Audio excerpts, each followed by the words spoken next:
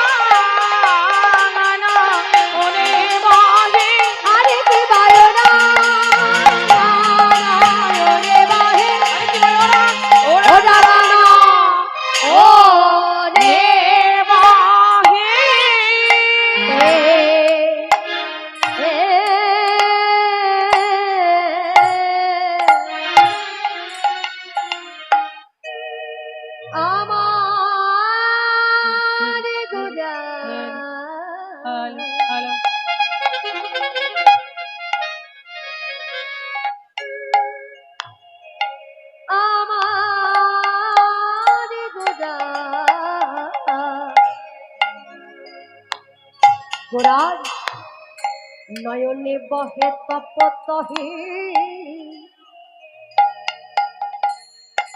পিলা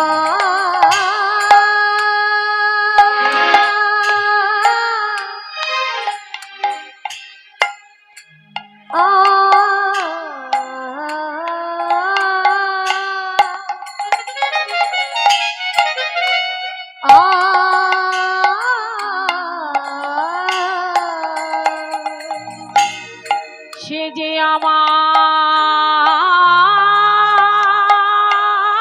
গোরা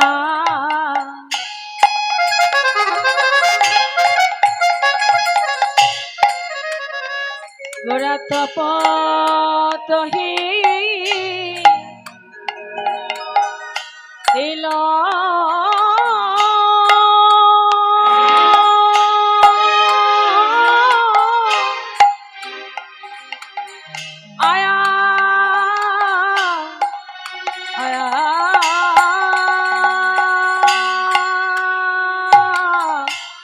তপত হেল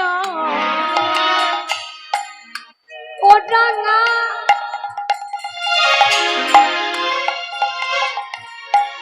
নয়নে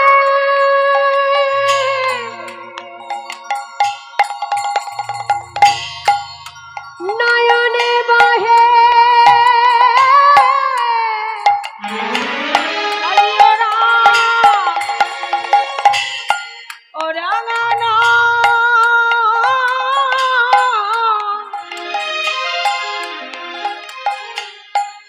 নয়নে নয়নে বহে বড়ার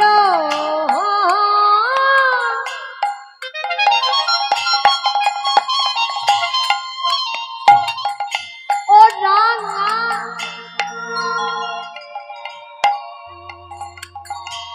নয়নে বহে ও রাঙা নয়নে বহে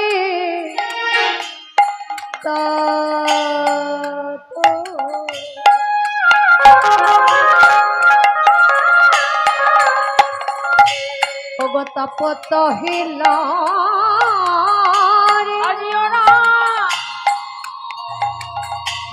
ও রাঙানো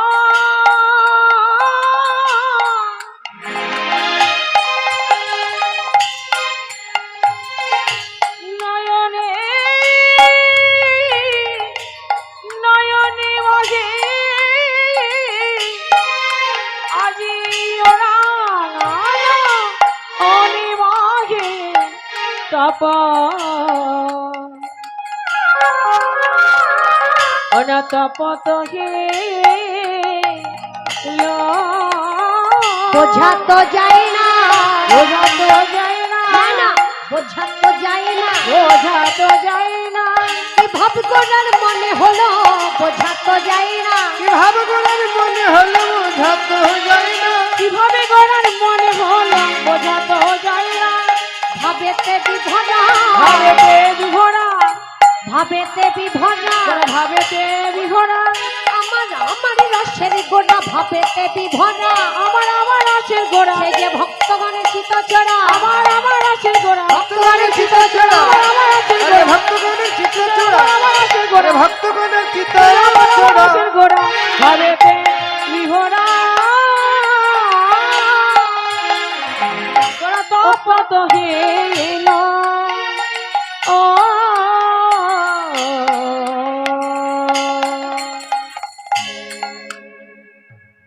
কৃষ্ণ বরণং কৃষ্ণ অকৃষ্ণ সঙ্গপঙ্গ সপারিষদ যোগ্যায় সংকীর্তনা প্রজ্ঞৈ যজন্তি সুমেধ্বসা যজন্তে সুমেধ্বসা। হরি ওম।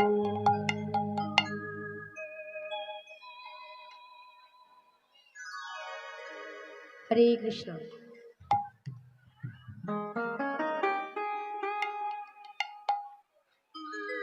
ওমা, সবার প্রসাদ পেয়েছেন? সকলে ঠিকঠাক প্রসাদ পেয়েছেন তো? পেয়েছেন? সুস্থ আছেন তো? আচ্ছা বাবা দাদা ভাইরা যারা আছেন সবাই প্রসাদ পেয়েছেন? যারা প্রসাদ পাননি তাড়াতাড়ি করে গিয়ে প্রসাদ পেয়ে আসবেন, কারণ আপনারা যা শুরু করেছেন আগে প্রসাদটা পেয়ে নিন, তারপরে আপনাদের কিভাবে ঠান্ডা করাতে হয় দেখছি। শ্রীরাম নবদ্বীপ কলিযুগ পাবনাবতার সংকীর্তন পিতা গৌর সুন্দর, যিনি সংকীর্তনের পিতা পরম দয়াল করুণাময় গৌর হরি আজ থেকে আনুমানিক 538 বৎসর পূর্বে 1486 খ্রিস্টাব্দে নদিয়ার নবদ্বীপের মাটিতে জন্ম নিয়েছিলেন আমার পতিত পাবন গৌর সুন্দর।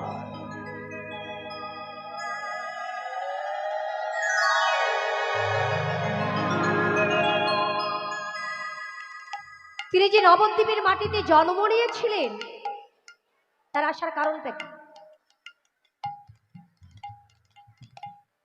কারণ ছিল একটি, আর নদিয়ার নবদ্বীপে এসে হয়ে গেল, এই কলিযুগের মাঝে এসে হয়ে গেল কারণ দুটি। মূল লক্ষ্য কিন্তু একটি, এখানে এসে হলো দুটি, দুটো হয়ে গেল। কি কি? মূল লক্ষ্য হচ্ছে মুখ্য কারণ, আর তৎসঙ্গে হয়ে গেল গৌণ কারণ। তাহলে মুখ্য কারণটাই বাকি আর গৌণ কারণটাই বাকি। বললেন মুখ্য কারণ হচ্ছে রস আস্বাদন, আর গৌণ কারণ হচ্ছে জীব উদ্ধারণ। এলেন তিনি রস আস্বাদন করতে সে হয়ে গেল জীব উদ্ধারণ। আজকে সেই পতিত পাবন গৌর হরি শ্রীবাস সঙ্গনে বসে বসে একাকিনী নয়ন জলে বক্ষ প্লাবিত করে, নয়ন দুটি লাল করে অজ্ঞান বালকের মতো বসে আছে।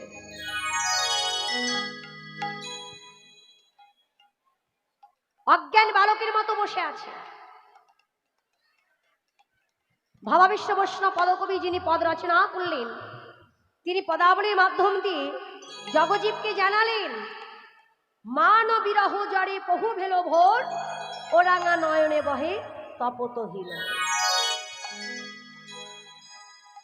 হরে কৃষ্ণ। এত চিৎকার চেঁচামেচি, বক্স সাউন্ড পাওয়া যাচ্ছে না, কিচ্ছু বোঝা যাচ্ছে না।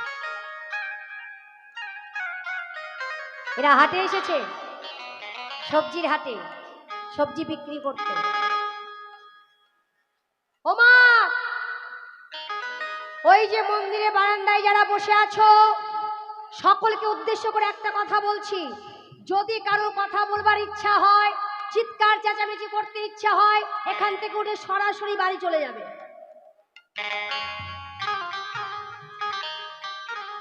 এত বড় কথা আমি এখানে দাঁড়িয়ে বলছি। যদি কীর্তন শুনতে ভালো না লাগে, যদি কীর্তনের আসরে এসে এই কীর্তনের মর্যাদা যদি আপনারা রাখতে না পারেন, অমর্যাদা করবার অধিকার আপনাদের কারণে। কে দিয়েছে এই অধিকার আপনাদের? বলুন। প্রসাদ পাচ্ছেন, প্রসাদ পাওয়ার পরে ধীর স্থির হয়ে শান্ত পরিবেশে কীর্তন শ্রবণ করুন। কীর্তনের আসরে বসে, এই যজ্ঞস্থানে বসে যজ্ঞস্থানের অযোগ্য করা, এই অধিকারটা আপনাদেরকে দিয়েছে।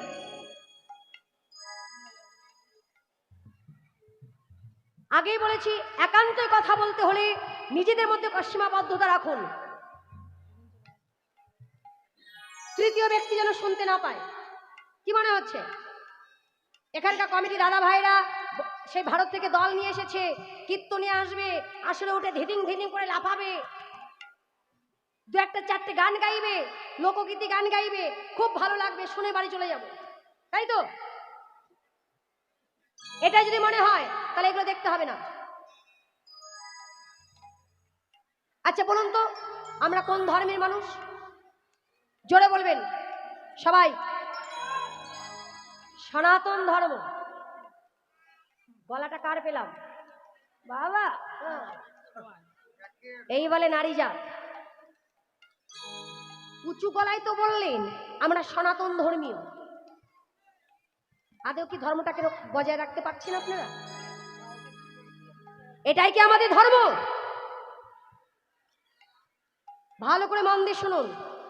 আজকে যে জায়গাটা আপনারা পেয়েছেন, কোন ভাগ্যে কোন জীবের শ্রদ্ধা যদি হয়, তবে সেই যুগ উন্নত হয়ে এই সাধু সঙ্গ পায়।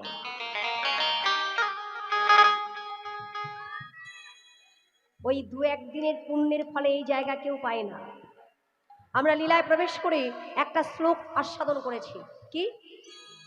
কৃষ্ণ বরণং তৃষা অকৃষ্ণ সঙ্গপঙ্গ সপার্ষদম যজ্ঞৈ সংকীর্তন প্রাজ্ঞৈ যজন্তি হি সুমেধ্বাসা। এই শ্লোকটি ভগবতীর একটা বিশিষ্ট শ্লোক। ভাগবত পাঠ শ্রবণ করেন? ঘরে বসে গীতা পাঠ করেন? করেন তো? যাক, মাথা তো নাড়িয়েছেন, করুন আর না করুন। যদি না করেন তাহলে করবেন মা। এটা আমাদের প্রয়োজনে লাগবে বলে আমি কথা বলছি। এটা আমাদের জীবনের মূল লক্ষ্য।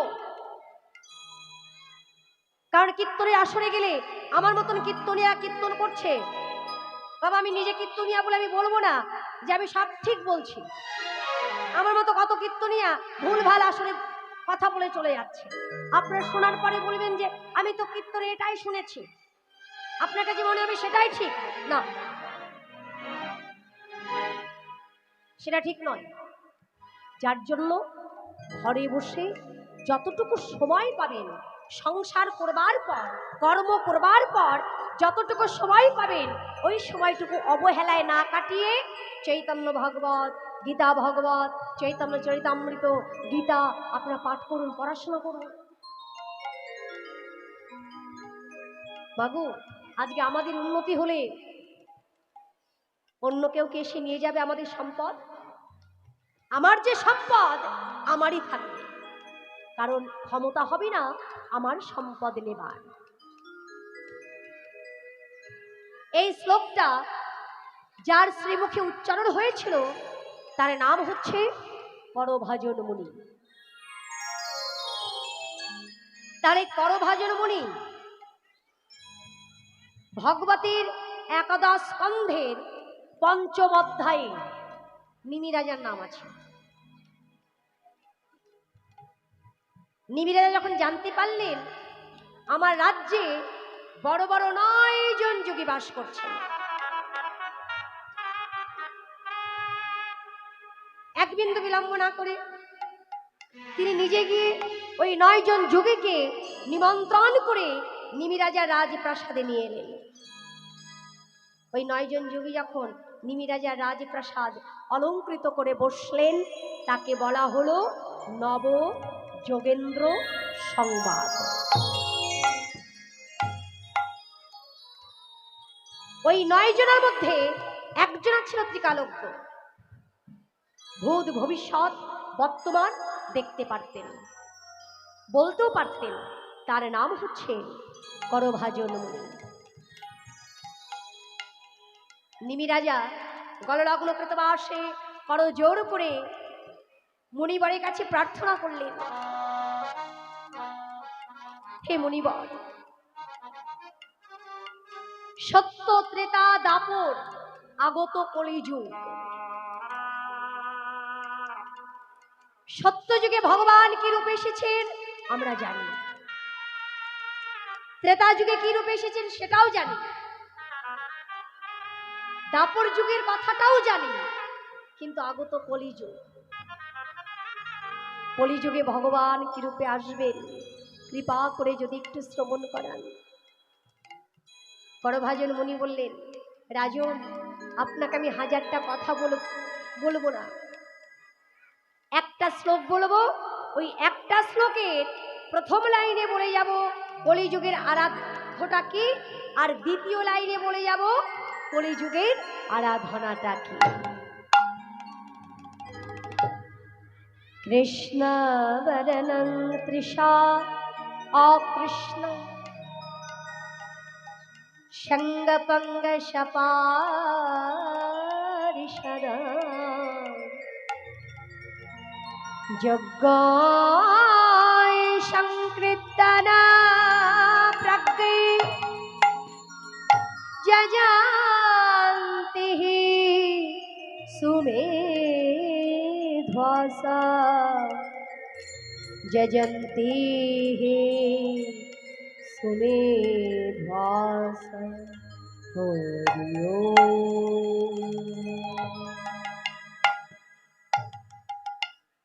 রাজন, আগত কলিযুগে ভগবান যে রূপে আসবেন তার 4টি বৈশিষ্ট্য থাকবে। প্রথম বৈশিষ্ট্য, তিনি কালো রঙের হবেন না, কিন্তু এই বৈশিষ্ট্যের কথার সঙ্গে শ্লোকের প্রথম কথার কিন্তু মিল নেই, আছে। একদিকে বলছে কালো রঙের হবেন না, আর একদিকে বলছে কৃষ্ণ বরণং। আমরা সাধারণ মানুষ যারা, আমরা কি বুঝবো মা? কৃষ্ণ বরণং মানে কালো রঙের মনে হয়, তাহলে কলিযুগের ভগবান কালো রঙের হবেন? বলেন না, কৃষ্ণ বরণং তৃষা অকৃষ্ণ। তৃষা মানে ত্বক, অকৃষ্ণ মানে কালো নয়,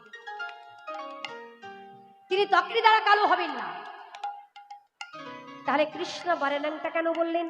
বলেন এটা হচ্ছে দ্বিতীয় বৈশিষ্ট্য। দ্বিতীয় বৈশিষ্ট্য কি? কৃষ্ণ বর্ণয়তে যা সকৃষ্ণ বর্ণম, অর্থাৎ তিনি সদাই সর্বদাই বদনে কৃষ্ণ নাম উচ্চারণ করিবেন। নিতাই গৌর হরি বল।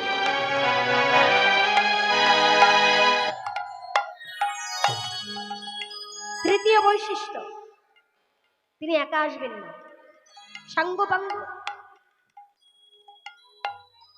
তিনি কি একা এসেছিলেন নদিয়ার নবদ্বীপে? সবাইকে নিয়ে এসেছিলেন। চতুর্থ বৈশিষ্ট্য, তিনি কিন্তু বিনা অস্ত্রে আসবেন না, অস্ত্র নিয়ে আসবেন। এই কথাটি একটু অন্যরকম হয়ে গেল না? এতদিন আমরা জেনে আসছি যে কলিযুগের ভগবান তিনি বিনা অস্ত্রে আসবেন বা বিনা অস্ত্রে এসেছেন, কিন্তু এখানে বললেন তিনি অস্ত্র নিয়ে আসবেন। তবে ওই তীর, ধনুক, চক্র, গদা,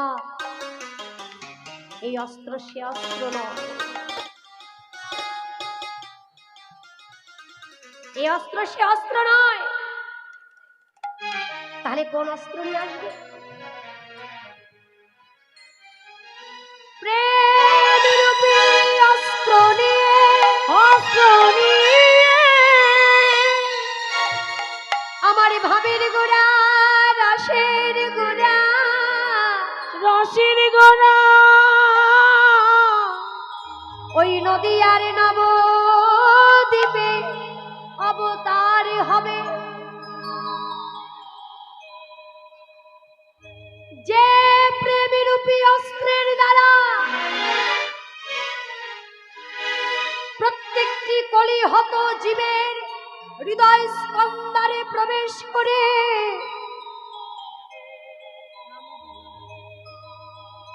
সেই হৃদয় ভূমির সমস্ত অজ্ঞানতায় আধারকে নাশ করে প্রেমে ভক্তির বীজ রোপণ করিয়ে দেবার লাগে আমার ভাবের গোড়া, রসের গোড়া, ওই নদী আর নবদ্বীপে আসবে। নদিয়া নবদ্বীপে আসিবে। তাই এসেছেন।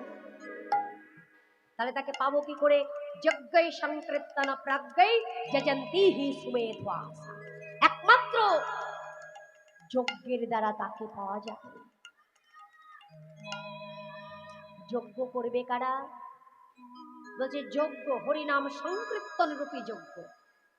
ওই আগেকার দিনে যে যজ্ঞ হতো, তিন তিন ঘি ঢেলে বিল্লপত্র দিয়ে ইন্দ্রায় স্বাহা বিষ্ণুবে স্বাহা বলে যজ্ঞ করা হতো। এই যজ্ঞ সে যজ্ঞ নয়। এই যজ্ঞ হচ্ছে হরিনাম সংকীর্তন রূপী যজ্ঞ। তাহলে এই যজ্ঞ করবে কারা? যজন্তি হি সুমেধ্বাসা। একমাত্র এই জগতে যোগ্য ব্যক্তি যারা, বুদ্ধিমান ব্যক্তি যারা, তারাই যজ্ঞ সংকল্প করবে, তারা এসে এই যজ্ঞ ভূমিতে আসন গ্রহণ করবে। কথাটা দাঁড়ালো কি? এই যে যজ্ঞ ভূমি, এখানে যে যজ্ঞ সংকল্প করা হয়েছে, তাহলে শাস্ত্রে উল্লেখ করলেন এই যজ্ঞ ভূমিতে কোনো অযোগ্য ব্যক্তির আশ্রয় নেই, স্থান নেই, কোনো অযোগ্য ব্যক্তি। তাহলে বলুন তো মা, আজকে আপনারা সবাই চিৎকার চেঁচামেচি করছেন কেন? কেন? সারা জীবন তো চিৎকারই করে গেলাম, করলাম না?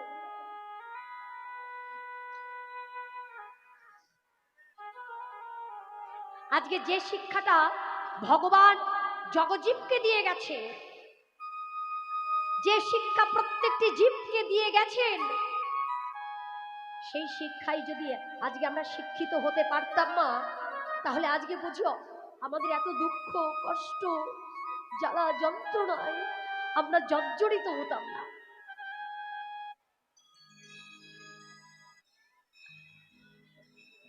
এত কিছু আমাদের ভোগ করতে হতো না। হয়ে গেছে স্বার্থময় জগৎ। কিন্তু আমার গৌরহরি কি শিক্ষা দিয়ে গেছে? লোভের পিছনে ছুটতে বলেছেন না, সংসার করতে বলেছেন, সংসার করো, কিন্তু সঙ্গে সার ভেবে নিও না। সংসারে থেকে যদি পারো নামকে আশ্রয় করো। আমার মহাপ্রভুর কি দরকার বলুন তো? আজকে যে আমরা দুঃখ কষ্ট জ্বালা যন্ত্রণায় জর্জরিত হয়ে আছি, এটা তো পূর্ব থেকে নির্ধারিত হয়েছিল যে আমরা এটা পাবো। এই কলিযুগে এটাই হবে, অঘাতকে ঘাট মানা হবে, অসম্মানীয় ব্যক্তি সম্মান পাবে, অযোগ্য ব্যক্তিকে যোগ্য স্থানটা দেয়া হবে।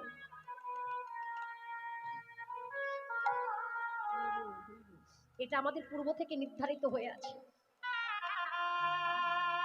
মাগো, প্রাকৃত জগতে কোনো মানুষের যদি ব্যাধি হয়, তাকে কিন্তু ডাক্তারের কাছে যেতে হয়।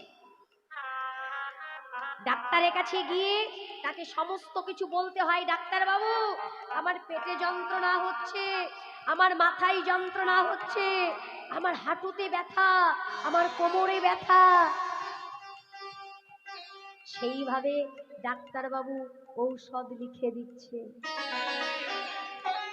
তোমায় যেতে হবে ডাক্তারের কাছে, তবে তোমাকে ঔষধ লিখে দেবে। ডাক্তার কিন্তু কোনো রোগীর কাছে ছুটে আসে না, সে কি তাকে ডাকতে হবে বা তার কাছে যেতে হবে। এটা কলিযুগের নিয়ম। কিন্তু এই কলিযুগে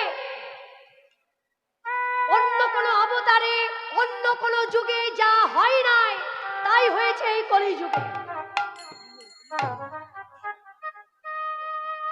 রোগীকে যেতে হয়নি ডাক্তারের কাছে, ডাক্তার এসেছে রোগীর কাছে।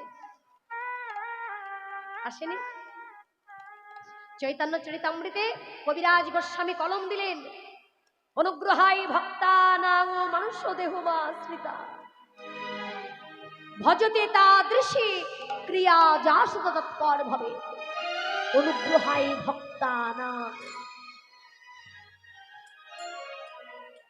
অনুগ্রহ করে ভক্তের জন্য মানব দেহ আশ্রয় করলেন। কারা ভক্ত? আজকে যারা কেউ যদি বলে আমি বড় ভক্ত হয়েছি, সেটা মেনে নেওয়া যাবে না। আমরা মানার কে? জগদীশ্বর, জগৎ পিতা সবাইকে আপন মেনে নিয়েছে, তাই তো অনুগ্রহ করে কৃপা করে মানব দেহে আশ্রিত হয়ে নবদ্বীপে জন্ম দিল। কত জ্বালা তার, হ্যাঁ, কত ঠেকা তার। আমাদের কোনো জ্বালা নেই, কোনো যন্ত্রণা নেই, কোনো জ্বালা যন্ত্রণা নেই। আমার মহাপ্রভুর কত জ্বালা, সে বারবার এই কলিহত জীবকে নিস্তার দেওয়ার জন্য নিজে ধরাধামের মাটিতে নেমে আসে।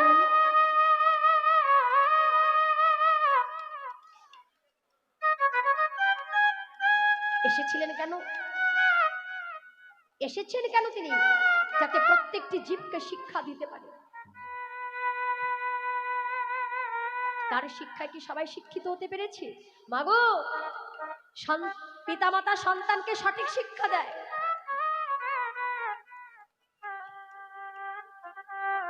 কিন্তু সন্তান নিতে পারে না, নিতে পারে না। পিতামাতার কর্তব্য যতটুকু উজাড় করে দিচ্ছে সন্তানকে, কি দিচ্ছে না? দিচ্ছে তো। শিশুকাল থেকে সন্তানকে চলতে শেখাচ্ছে। অনেকে বলে জানেন বাবা, যে একজন সন্তান যদি কষ্ট পায়, সব থেকে বেশি কষ্ট কে পায়? মা। কিন্তু আমি বলবো তার থেকে একগুণ বেশি হলেও কষ্ট পায় একজন মায়ের থেকে একজন বাবা। সমাজ দেখে যে মা তো সন্তানকে গর্ভে ধারণ করেছে,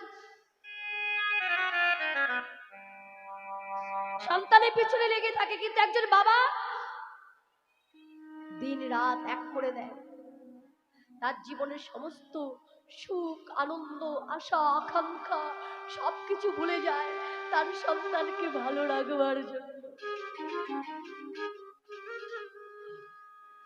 কিন্তু সেই সন্তানেরাই পিতামাতাকে ভুলে যাচ্ছে, যাচ্ছে না? পিতামাতার উপরে কি অত্যাচার করছে এই সন্তানেরা।